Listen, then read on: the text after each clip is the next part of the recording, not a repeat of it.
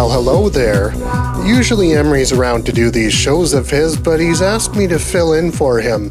My name is Richard Steele, and you'll find out who I am later, but for now I guess I should get on with the program. The topic for this episode has become no stranger to me. Action photography. Great, you want to be a hero, don't we all? First things first, you gotta know your enemy, or in your case, your subject, so start by doing some research. Yeah, you heard me, research. You think I'm kidding? Do I look like someone who kids around? Seriously, what kind of action are you going to be shooting? Action isn't just sports, you know. Imre made this list and he wanted me to show it to you. It's a bit lengthy, so you might want to pause the vid to read it all. Turtles mating? Well, that's creepy. Anyway, I know what you're thinking. Show me the bloody camera settings already. Just hold on. In a bit I'll go through some, but I just want you to consider a few things first. Imre handed me a few shots of his to use as examples, and I'll start with one of his mutt. Water-loving dogs like this retriever move around quickly, and unless you have weather-sealed gear, it's best to keep your distance when they do this. Birds in flight can look awesome, but it often takes a long lens, quick reflexes, and little luck to capture them. Fireworks may not be the first action photography thing to come to mind, but it poses some unusual challenges. I think Imre said he was going to write some stuff about it in his blog.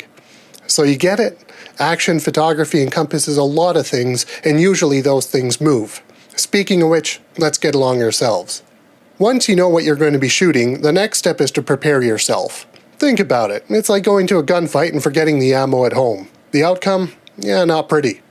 In my opinion, the easy part here is selecting the equipment you need.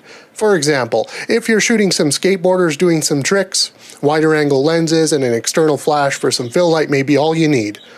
On the other hand, shooting a soccer match from the stands will likely require a nice long zoom lens and either a tripod with a head that can be easily panned or a monopod. But the trick to good action photography as I see it lies with the right camera settings and some skill. Now you just learned that action can be a lot of things, so I'll discuss some of the major points and I'm sure you're smart enough to figure out the rest. I also heard that Imre takes video requests, so if you asked him nicely about something specific, he might just make a show out of it, like this one. Now let's talk about camera modes. The shutter speed plays a huge role in making action photographs stand out. In some cases it's better to freeze the action, like of skateboarders or a dog shaking itself dry, because details will show very clearly. Other times, slower shutter speeds are better because you can use that to emphasize movement. Imre went to a bike expo a few years ago and took these shots of some wicked motocross guys doing some awesome tricks. The riders in their bikes are sharp and the motion blurred background helps to convey that action. Often a blurred background also helps separate the subject and bring them into the spotlight, so to speak.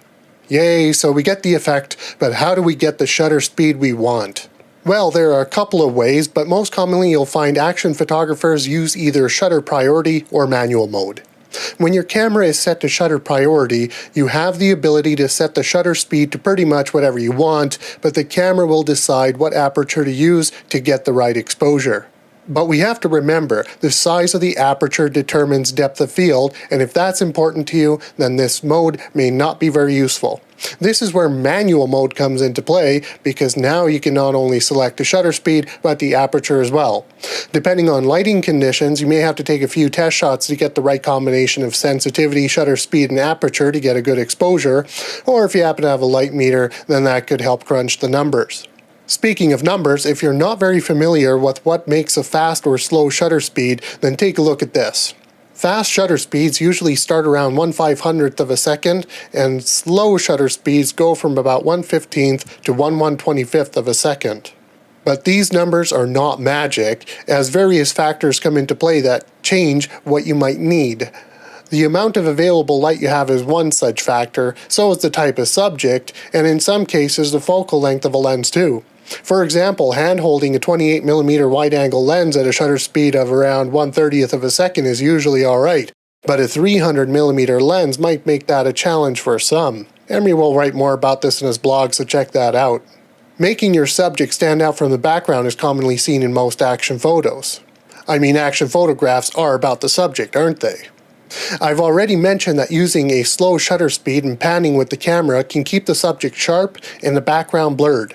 But you can also use a larger aperture to decrease the depth of field, which will help blur the background even more. Keep in mind though that if you want to use a slow shutter speed and a lens wide open, then you might overexpose your shots. However, having a neutral density filter or two with you might help reduce the amount of light entering the lens, so you can keep that shutter speed nice and slow and still get a good exposure. If you've already tried a little action photography, then you might have noticed that some of your shots are not in focus. This may happen for lots of reasons, from poor lighting conditions to a slow autofocus system. But here are a couple of tips I can offer. First, if your camera has this feature, try using the continuous autofocus mode. It's pretty easy. You target your subject as it's coming towards you, hold down the shutter button halfway, and then your camera should lock on to the subject and continually focus as it heads your way. Cool thing is, as soon as you press the shutter button all the way, the exposure occurs almost instantly and your subject should be in perfect focus. Another trick is to manually focus the lens into a spot that you'll know the subject will pass through. You're going to have to rely on your reflexes here, but for certain cases it should work like a charm. And is that finger of yours getting worn out hitting the shutter button as fast as it can? Well, this is why manufacturers include a high-speed sequential shooting feature on most digital SLRs. Now you just hold down the shutter button and enjoy the repeating clicking sounds. Makes for catching that moment a little more convenient. In all honesty, I could keep going on and on about action photography. I haven't even talked much about finding a location that gets you good angles, and in some cases might even keep you safe from things like seeing the drive shaft of a race car.